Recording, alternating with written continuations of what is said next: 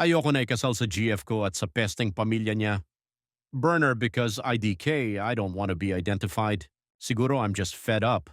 I've been in a live-in relationship with my girlfriend, siya ko na fiancé, and we have children together. For the 5 years we were together, everything was on me. I assumed the husband role of being the man of the house, the provider, and a father. My girlfriend does not contribute financially substantially or regularly. Understandable since I have a higher paying job and hers is entry level and project based. I'm a director of an international IT firm with an HQ in BGC. I didn't mind, but admittedly, it's been straining me for some time now. With this setup, lumagay na ako sa tahimik.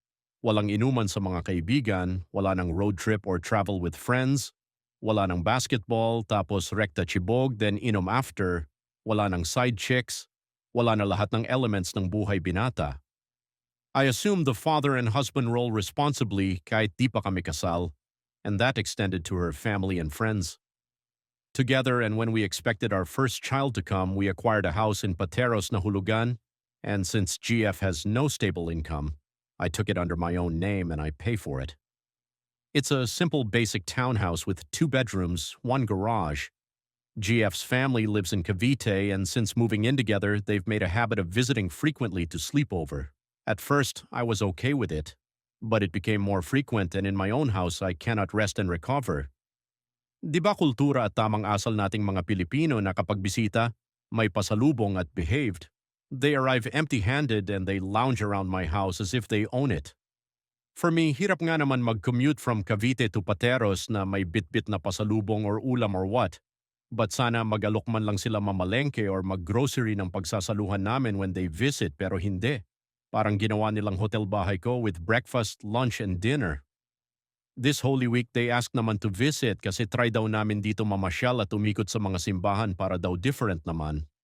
I was reluctant with GF and told her na I actually wanted peace and quiet muna kasi puro overtime din kami for the past month sa office. She said minsan lang naman daw, so I said okay. Ang di ko gets, Holy Week nga, pero bakit sila nagiinuman sa sala namin? It got rowdy and GF's mom was okay with it, saying boys will be boys, pertaining to his husband and my GF's brother. I didn't drink kasi nga, it's Holy Week, and I'm really stewing with annoyance at the whole situation na bakit ba ako may mga buwisita sa sarili kong bahay na Holy Week na sana nagpapahinga na lang kami ni GF with our kids, naubos yung PMP lights. Biglang nagwala si Tito saying na ano ba naman to, walang kwenta, ubos agad alak. I said okay lang po yan, late na rin at matulog na lang kasi may Stations of the Cross kaming pupuntahan kinabukasan. For some reason, he snapped. At ako pinagdiskitahan niya ng lahat ng pagkukulang sa kanya ng misis niya, ng mga anak niya, ng mga kapatid niya, pati trabaho niya na dapat pa-retire na siya di man siya umasenso or na-pro-promote. I'm like, WTF, anong kasalanan ko sa taong to iniisip-isip ko lang. Tinatagan ko lang at hindi ko na pinatulan kasi nga lasing at nakainom at ayoko rin na dumagdag pa ako sa gulo. Pero nangingig ako na pinaghalong galit, inis at takot na baka mapaano ako or masuntok ako sa kung anumang paghihimutok na ginagawa niya. Saturday today, umuwi na sila dahil sabi ni GF, nahiya raw papa niya sa nangyari. Wala akong na-feel na relief. I was just livid, pissed off, pagod na. I built up the courage and told my GF na ayoko na dahil ang gulo ng pamilya niya at sa lahat ng kabutihang binigay ko sa kanya para maitaguyod pamilya namin, nakakainsulto na mapagdiskitahan ng ibang tao sa sarili kong pamamahay. Hindi ko na kako siya papakasalan sa Disyembre at next week I will file a leave so I can sit down to inform our suppliers and see if may pwede pa akong ma-refund kahit papano sa mga naging down payment namin. Sawa na ako sa gulo ng pamilya niya and parang kung itutuloy ko kasal, lalo lang akong matatali sa style ng pamumuhay nila. Parang gusto ko kasi tahimik na buhay at disenteng pamilya na sasalihan. Sobra ko bang gago na iniisip ko na lang na parasite tong pamilya niya at ayoko na makihalubilo sa kanila at pinakaayokong maging father-in-law ko yung lintek na tatay niya. I've been catfished by an insanely obese Redditor. I have to compose myself to share this story. I might get downvoted because this post might seem judgmental or what, but I want to vent. Told myself previously that I wouldn't try dating again using this platform. But here I am again. A quick info about us. We are both almost entering our 30s. We often chatted online and decided to meet up. He was entirely different from the pictures he sent me. Based from our convo and the photos we exchanged, he currently has a dad bod look, which is totally fine, because this is what I prefer. We agreed to meet in a certain place, and he sent a full-body picture of him on the spot, just right when I just told him that I arrived. I was morbidly shocked at the sight of him. He was nothing like the pictures he sent me. Dad bod? He looked like he ate 5 grown men with his look. He even lied about his height. He promised he was 5'7", but he was in fact 5'3". I know because he was only an inch higher than me. I think he even used a face filter to hide the craters on his face. He looked babyish in his photo. I blame myself for not leaving right there and then. It felt wrong not to meet him after he traveled so far. I decided to be brave and continued to meet up with him. Maybe his personality could be his winning trait. No, I was wrong. Not even his personality was okay. He was a glutton, cheapskate, and narcissistic. He wanted to try the food I was eating, wanted to take a sip of my drink, and kept bragging while downplaying other people. He kept pestering me to buy snacks so that he could try them. Like, bruh, if you want to try them, go buy and eat it. I'm not going to stop you from eating. He told me he doesn't eat veggies, like no shit Sherlock, and that I should stick to sweets so that we both could eat it together. I want to pull my hair at this point. You're probably wondering, hey, OP, why not just leave him on the spot? We were in the middle of nowhere. Stupid me agreed to a day trip. While he was driving, he would randomly clap and dance to his tunes, and every single time, I kid you not, the car would bounce. I was dizzy during the entire ride. On our way home, he asked if I wanted to go on a second date, and I told him I'm open to that idea. In my head, I was scared to reject him because he might kick me out of the car, and I don't think I can hail a grab at that place. To be fair to him, he admitted he was NGSB and was socially awkward. I gave him tips on how not to be awkward, and the rest is up to him. Update: I've been catfished by an insanely obese Redditor. I didn't expect my previous post to blow up. I received over 100 messages from people who want to share their catfish experiences. I read every single one. Words of wisdom and care, and couple of dating applications. I wish I could reply to all of you, but it's just far too many. Thank you again for listening to my story. It's helping me cope with what I experienced. Some are asking for an update. This will be my last post about this frightful incident.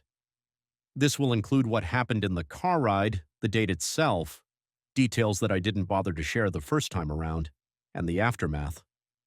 During the car ride, the following were what transpired. I was shell-shocked with the catfishing scenario that was currently happening before me. I can only blame myself for continuing the date. Like I said, he only sent his real photo as soon as I told him that I arrived in the meeting place. I should have left right there and then, but guilt took over me. Upon entering his car, he removed his socks and shoes.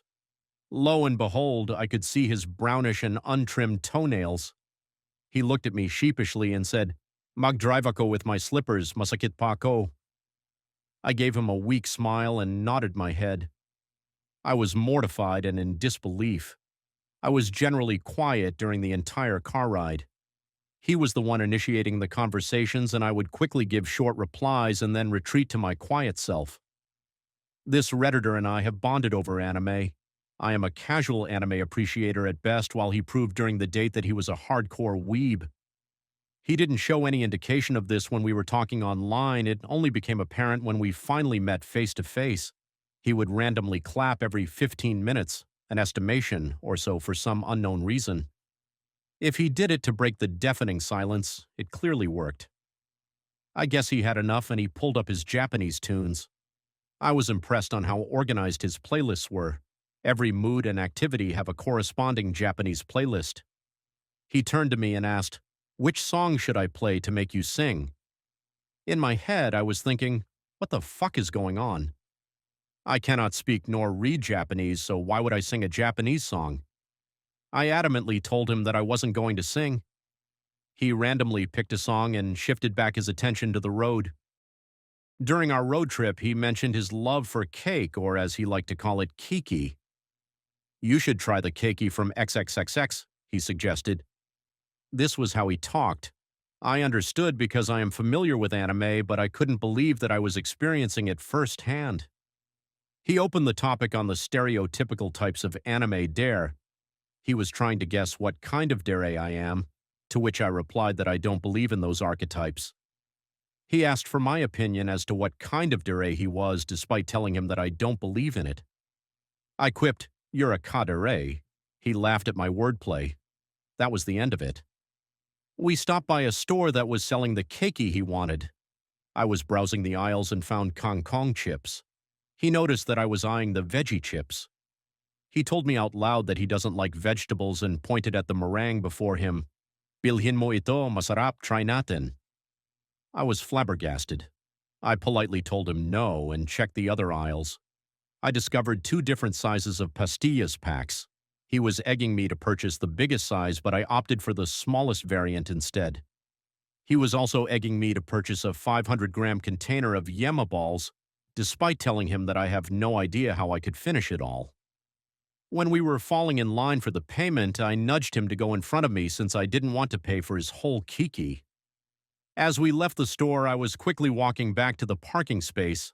The heat was intense and the air-conditioned car was a haven for me. I noticed that he was lagging behind, panting and sweating profusely. Even he was not safe from the dreaded heat. We were supposed to eat in a posh restaurant out of town, but his actions in the store gave me anxiety. I didn't want him ordering various dishes and asking me to pay or go splitsies on stuff that he ordered for himself. I suggested that we try the nearby Barbacohan, which is relatively cheaper in case he starts randomly pointing again. Thankfully, he obliged my request. I ordered 2 sticks of barbecue and chicken inasal with rice. My total order was not beyond 250 pesos. He was asking if we could share the chicken inasal, upon which I gave him a flat no and a random excuse that I was craving for inasal the entire week. He opted for 2 sticks of barbecue instead. Normally, I have no qualms on which sex spends on the date. I can pay, so can he, or we could split the bill. However, this man not only catfished me, but also wants me to buy product A, product B, and so on and so forth. As we were eating, I noticed that some customers were enjoying a self-service unlimited offering of soup. He took initiative and brought me a bowl of soup. I would have appreciated this gesture, but I remembered that he was touching his shoes, socks, and possibly his brownish toenails. I am 100% sure that he didn't wash his hands because he was stuck to me the entire time and there was no way in hell that he could have managed to clean his hands. I opened my bag and took out my wet wipes. I gave him a couple of pieces and he looked perplexed. I hope he remembered what he did with his feet, but alas, it was to no avail. At first, he was declining the wet wipes, but I insisted. I failed to communicate that he should be wiping his hands. However, what he did instead was that he wiped his face. I just gave out another weak smile. I didn't touch the bowl of soup. Was I being an overly dramatic germaphobe? Please do tell me. I noticed that he wasn't enjoying his meal. I asked him, "What's wrong?" He complained that, "Hindi daijubu yung barbecue." I think at this point he was just flexing the amount of Japanese terms Kothani words he knows. His complaint consisted that of the barbecue has a sweet marinade and he doesn't like that. I chose to ignore and not say a word because it tasted fine to me and I'm already exhausted. When we got back to the car, I was fanning myself frantically and complaining on how bad the weather was. I was sweating under my jacket. He told me that I could take it off, but I declined. On the way home, he was dancing, swaying, and waving to the sounds of his tunes. Like I said previously, I was dizzy the entire time. What I didn't mention was that I actually fell asleep. When I woke up, I was sweating like crazy. My Aerism jacket was drenched. I rarely sweat in this type of jacket. I realized that he turned down the aircon. Before I fell asleep, the knob was at 3, but when I woke up, it was at 1. I do not understand why he would do this. Was he saving the car's battery? I was afraid to complain because I was scared that he might kick me out of the car. As far as I can tell, there were only private cars around us and it would be difficult to catch a Grab or a public transport vehicle. He noticed that I was awake and quickly told a tale of his workmates. He was ranting about a couple in his department, how he managed to save his team from an upcoming deadline, and how an intern fumbled on their project and how he turned it around. After his random rants, he apologized for his anime-loving behavior and his admittance for his socially awkward behavior. He said he has the habit of focusing on anime because it felt comfortable for him to talk about it. I guess he equated that. Me equals anime equals comfy. This was the part where I gave him an honest-to-goodness advice. Blinok ko mama ko sa sobrang galit at wala na akong balak kausapin siya. Nasa London na ako ngayon, nag-abroad ako mga 7 taon na ang nakakaraan, pero umuwi ako noong 2020 para magbakasyon bago pa mag-pandemic. Kaso nga nabuntis ko yung kaibigan ko, pinanugatan ko syempre, pero nagkagustuhan na rin kami kaya nagpakasal kami noong 2022. Galit na galit mama ko sa akin kasi nasa London na daw ako. Nagpakasal pa ako sa Pilipino. Nung una iniintindi ko pa pero iwas na ako kasi ayoko naman ma-stress yung asawa ko. Naiirita ako every time na irereto niya ako sa mga anak ng kaibigan niya na nasa London din may asawa na ako, sinabihan ko na siya dyan pero di talaga tumitigil. Nagpapadala pa din naman ako sa mama ko pero mas malaki sa asawa ko kasi syempre may anak kami na binibuhay. Akala ko okay na kasi nakabukod naman asawa ko, nakatira siya sa nanay niya.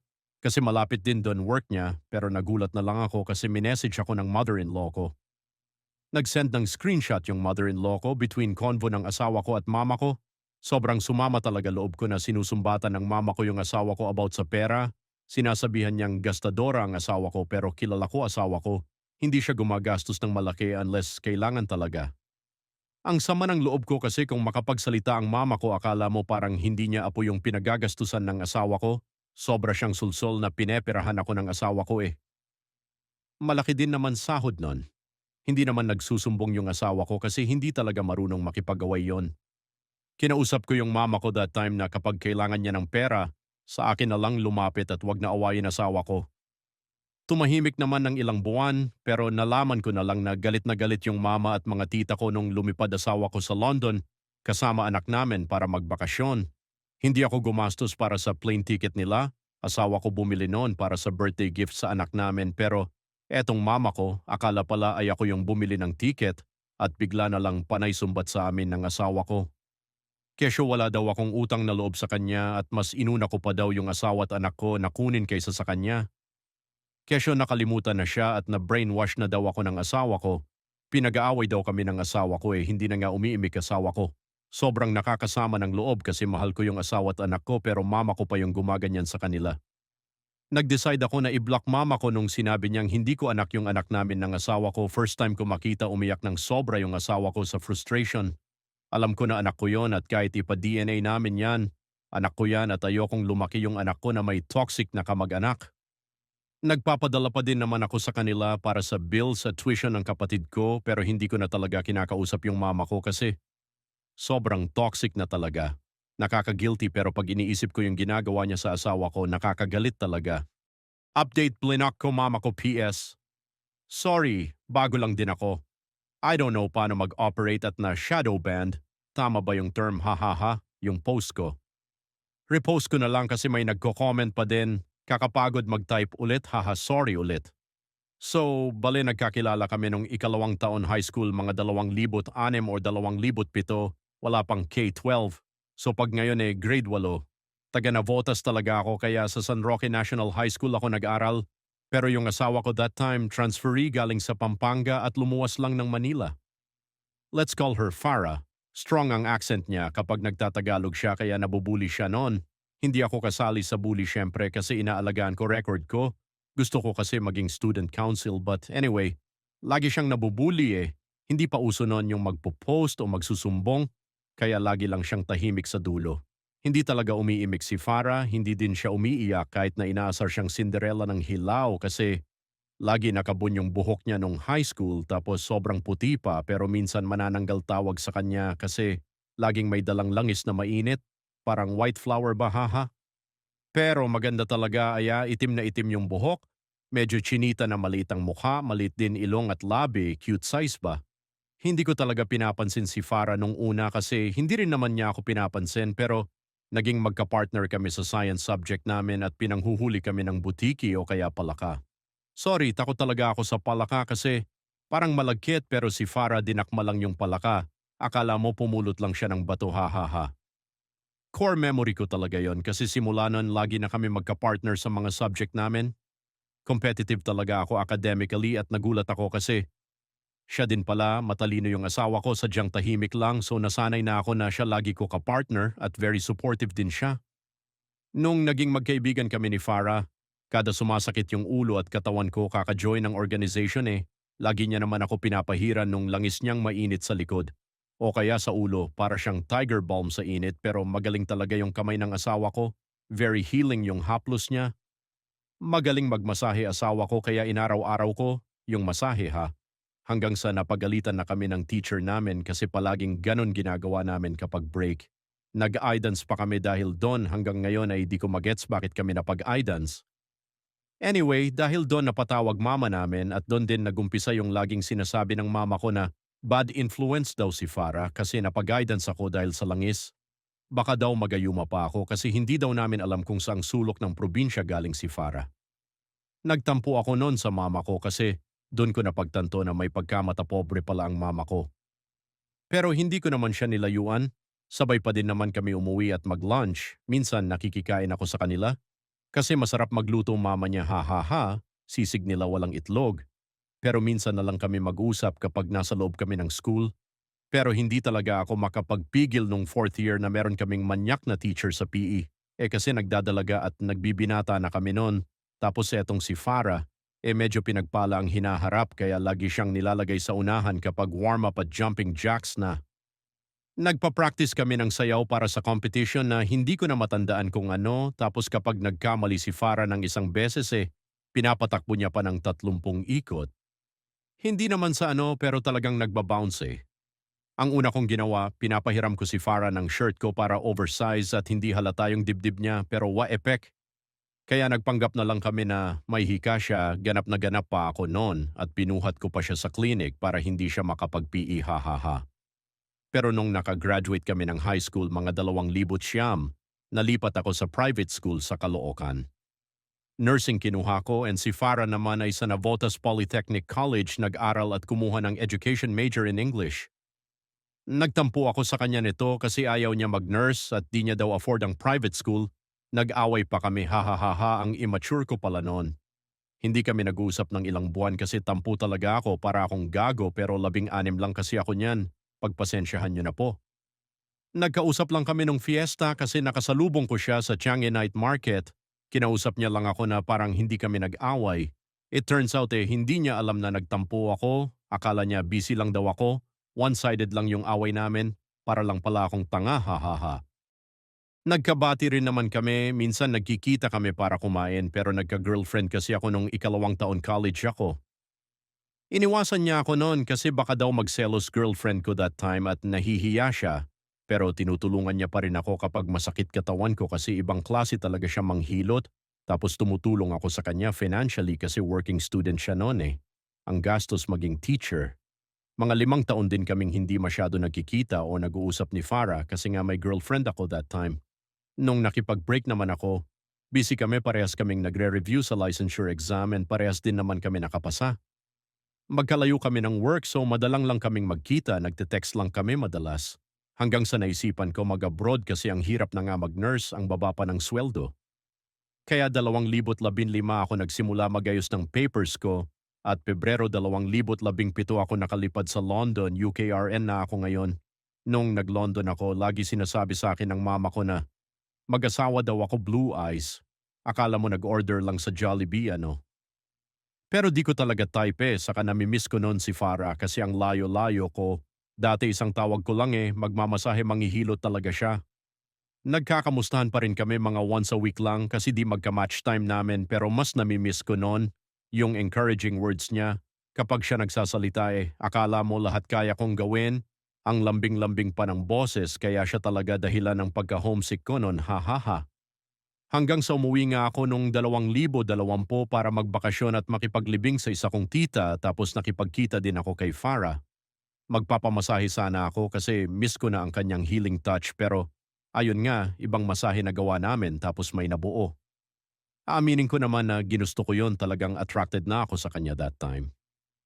Ewan ko, sobrang miss ko siguro at bigla ko na lang hinalikan. Hindi naman ako tinulak so ayun na nga at the rest is history. Medyo nawindang lang ako kasi ako pala first niya, hindi ko naman alam. Inulit-ulit namin yon bago ako bumalik ng London, ibang masahe na gusto ko galing sa kanya. Anyway, nalaman ko na may nabuo kasi yung mama niya ay tinatawagan ako, naka-duty pa ako noon at hindi ko nasagot agad. Nasagot ko lang nung nasa bahay na ako at talagang pinagalitan ako ng mama niya kasi eto palang si Farah muntik na magpalaglag, umatras lang daw kasi kinabahan. Sabi sa akin ni Farah ayaw niya naman daw ako pilitin doon sa bata at baka di pa daw ako maniwala na anak ko yon. Natatakot daw siya na baka hindi niya mabuhay yung baby namin at nahihiya daw siyang humingi ng tulong sa akin. Overthinker din kasi tong asawa ko Siyempre nag-usap kami ng setup kasi hindi talaga ako papayag magpalaglag siya dyan, ginawa ko yan Siyempre pananagutan ko yan. So ayun na nga, nag-i-effort talaga ako na lagi siya kamustahin. Kahit antok na ako, tumatawag talaga ako. Gustong gusto kong umuwi noon pero hindi pwede. Kailangan ko mag-work para sa magina ko kahit hindi naman kami noon. Weird pala ng setup namin pero anyway, I don't just see her as the mother of my child. Ito yung point na nai-imagine ko na sa kanya ako uuwi. Ito yung point na gusto ko mag-provide for her. Bigyan siya ng magandang bahay, gusto ko na siya kunin. Naging honest naman ako sa kanya, nag-LSM ako sa Messenger at sinabi ko na ayoko lang maging co-parents kami, gusto ko magpakasal kami kasi mas okay yun sa baby namin saka gustong gusto ko siya. Talagang ang OA ko sa part na yon. Very nonchalant ng asawa ko, sige lang daw, hindi ko na matandaan password ng dati kong FB pero gege lang talaga ni-reply niya sa akin nun, ha ha ha baliw. Tapos sisarian siya kasi malaki si baby. Nagalit yung mama ko noon kasi hindi ko siya nabigyan ng pambili ng car kasi ginamit ko yung pera sa sisarian. Dito nagsimula yung pang-aaway ng mama ko bakit daw naginarte pa si Farah na magsisarian Pwede naman daw normal delivery, pinaliwanag ko na hindi pwedeng normal delivery, aba di ako papayag mamatay asawa ko no. Naginit talaga ulo ko niyan kasi kung makapagsalita mama ko akala mo hindi niya apo yung lumabas. Hindi siya pinayagan ng mother-in-law ko makadalaw noon kasi tinatalakan ng asawa ko. Binigyan ko na lang din ng pera ng manahimik na at ayokong binibigyan ng problem sa asawa ko. Isang taong gulang na baby girl namin nung nagpakasal kami. Buti na lang at kamukha ng mommy niyang maganda. Napakabait ng asawa ko at understanding. Ayaw niya ng may nag-aaway. Never akong sinigawan o inaway ng todo ng asawa ko. Corny pero presence pa lang niya nare-relax na ako. Ayon lang naman sorry kung mahaba at sorry kung magulo. Akala nung kabit ng tatay ko naka-jackpot siya, I will be changing a few details but this story is 100% true and it really happened to our family. It is proof that karma is real and that being a homewrecker will do you no good. My dad, 39, was a doctor and due to some extended family misunderstandings, kinailangan namin lumipat sa ibang bahay para mamuhay ng tahimik. My mom, 37, was just a regular housewife. Pero dahil need namin ng pera para sa rent, she had to also go to work as a sales lady. I have 4 siblings and I am the youngest. Both of my sisters are in college at the time habang kami high school at elementary. My mother used to leave notes kasama nung baon namin, aral mabuti anak, I love you, kasi need niya maaga umalis para sa trabaho niya. Ang pastime niya is mag-yoga kasama mga kapitbahay and then magpapahinga sila sa bakanting lote not far from our house. Dun nakilala ng mom ko si Kabit. She was her friend first. My mom had to stay at my uncle's house from time to time. May racket ata siya bukod sa work niya, causing her to work sometimes 12 to 13 hours a day. Siyempre di na niya naasikaso dad ko and kaming magkakapatid pero for me that's okay, need ng pera and wala naman ng toddler sa amin so kaya naman. Ang hindi namin alam nakikipag-inuman na pala dad ko sa mga tambay doon at siyempre yung kabit sumasama. Doon sila nag-start habang nagtatrabaho mom ko nagpapakahirap malayo sa amin, nagtitiis sa 50 piso na food budget niya kasi mas gusto niyang sa baon namin mapunta kesa sa kanya. Yung dad ko may kabit na. Nagmo-motel, umuuwi ng hating gabi kasi dun sa kabit niya natutulog hanggang sa magkaanak sila. Nung nalaman ng mom ko, nagwala siya syempre.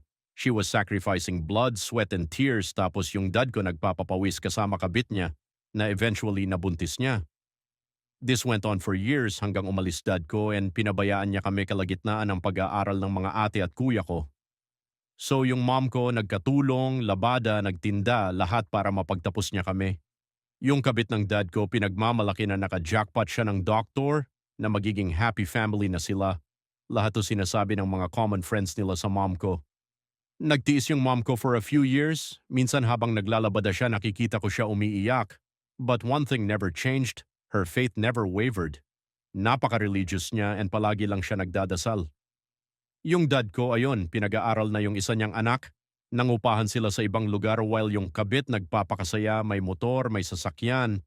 Panay post sa Facebook ng mga family time nila. Habang yung mom ko sugat-sugat kamay, nagbibilang ng barya.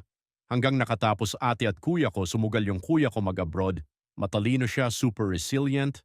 Lagi niya sinasabi na, makonting tiis na lang, lapit na ako makagraduate, konti pa ma. And he never forgot what happened to our family.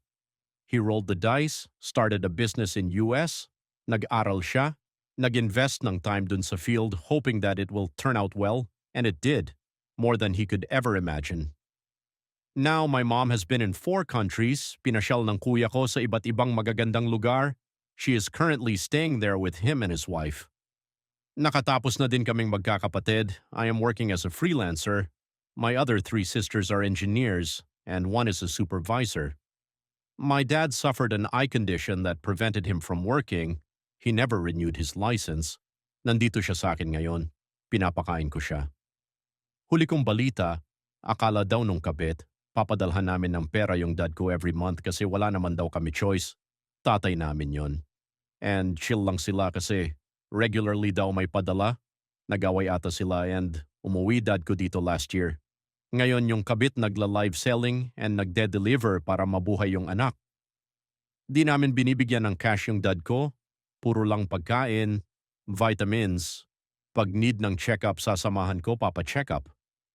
Pero never siya nakahawak ng cash from us. Sabi ko kung gusto niya magbigay ng pera sa kabit niya at sa anak nila magtrabaho siya, di na daw niya kaya. I just felt like writing this kasi nagtitingin ako pictures ng mom ko. Nagpunta na siyang Canada, Japan, Thailand. Siyempre sa US kasi dun sila nakatira, dami niya pictures. Ngiting-ngiti siya. She will never have to work ever in her life.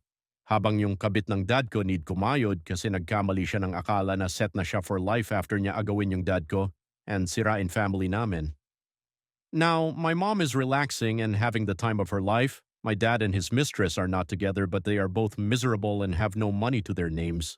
Gusto daw sana ni mama makakwentuhan mga kapitbahay kaso medyo hirap pa daw siya mag-English. Edit. Hello everyone. Sorry po for not clarifying. I did change my parents' age a bit. And the age stated above is yung time po na nangyayari yun lahat. They are a bit older now. Also sa mga nagsasabi na bakit ko daw inaasikaso and binubuhay dad ko. Actually, mom ko po ang may gusto nun. Never po niya siniraan ang tatay namin sa aming magkakapatid kahit po alam namin lahat. Nung umuwi po siya dito, siya po nakiusap sa akin na asikasuhin ko po at pakainin. It was her idea. Gold digger ako. What's with men and their imaginary idea that women are always after their money? Money they don't even have LMAO. I was asked for a few dates na rin and I usually don't agree kapag hindi talaga ako interested sa guy. Sinasabi ko naman lagi sa kanila even before kaming lumabas na we should pay for our own meals. Just recently, I went out with this guy. Sa mga chat naman namin, he sounded like a nice guy. May mga ilang topics lang he was naive and parang ako lang lagi yung nagdadala ng pinag-uusapan kaya medyo nawawalan ako ng gana kausap. I tried to communicate that to him pero parang wala lang. Natuloy pa rin kami sa napag-usapan naming date which is coffee date lang naman. Diyos ko po, I understand na he was shy and all pero ang ayaw ko talaga ay ako yung nagbubuhat ng topic namin. I'm a shy person din naman pero nilulugar ko. So at that point, sobrang walang gana na talaga ako. But I still had the decency na wag siyang iwanan. Then bigla niyang sinabi na paubos na gas niya. I checked and kalahati pa naman but since he picked me up, I offered na I'd pitch in sa gas. Kasi why would I damn pay for the gas alone? So nagpagas muna kami and this guy pointed at my side dun sa gasoline boy. Kinatok yung side ko kaya binabaniga yung window and I was so dumbfounded. 1,000 piso yung pinagas niya so I gave 500 piso dun sa gasoline boy. But he pointed out na 1,000 piso nga total. So ako na nagpanik kasi ang tagal na namin doon. Nagbigay pa ng another 500. Sa isip ko, okay, not a big deal. Then umalis na kami doon. Eto na nga, nakarating na kami sa coffee shop. Umorder na kami and I ordered a meal and drink kasi hindi pa ako nagdi-dinner while he only ordered a hot coffee. I offered to pay for our whole meal since the cashier tagged it as one order lang so nakakahiya naman na sabihin, ay, I'm only paying for mine. Kaya dinamay ko na in-order niya and it wasn't a big deal naman pero pinigilan niya ako. Nilabas niya wallet niya and take note na hawak ko na yung card na ipangbabayad ko. I noticed na ang bagal niya kumuha ng pera, literal ha? So I immediately gave my card to the cashier since I don't want to stand there for too long. Humanap kami ng seat and he didn't even say thank you sa akin. He was on his phone all the time. Kahit nung kukunin na yung order na ready na dun sa counter, hindi niya ginawa. I nudged him na ready na yung order and he should get it pero tumingin lang siya once sa akin and continued pressing his phone. So I stood up and went to the counter. Sinabi ko na ibalot yung stromboli and frappe na order ko and I apologized din for the hassle dahil nga bigla akong binago. After nilang mabalot at ibigay sa akin, I immediately went out sa coffee shop nang hindi lumilingon doon sa kadate kong kupal. Buti na lang may tricycle na dumaan kaya nakasakay agad ako. He texted me bakit bigla akong lumabas. He also called me multiple times pero hindi ko na sinagot. His last message na nireplyan ko, "Hey, saan ka pumunta? Iniwan mo ko." I replied, "I'm gonna be blunt na. Ang boring mong kasama. Ako lang ang tanong ng tanong sa'yo." Papalagpasin ko na sana yung fact na ako lang nagbayad sa date na yon kasi hindi naman talaga big deal. Pero yung ikaw na nga lang kukuha ng order hindi mo pa ginawa. He said sorry and tinetest lang daw niya ko if I was a gold digger. Nagpantig talaga tenga and mata ko nang mabasa yon so nakasabi ako ng masakit sa kanya. I didn't even think na may pera ka to begin with but I still went out with you. Goodbye. Oo na gold digger na ako lang yang malalaki to. Sa susunod, kung meron man kauag may nagaya ng date, I'll make sure na hindi na ako magbabayad. Gold digger na ko.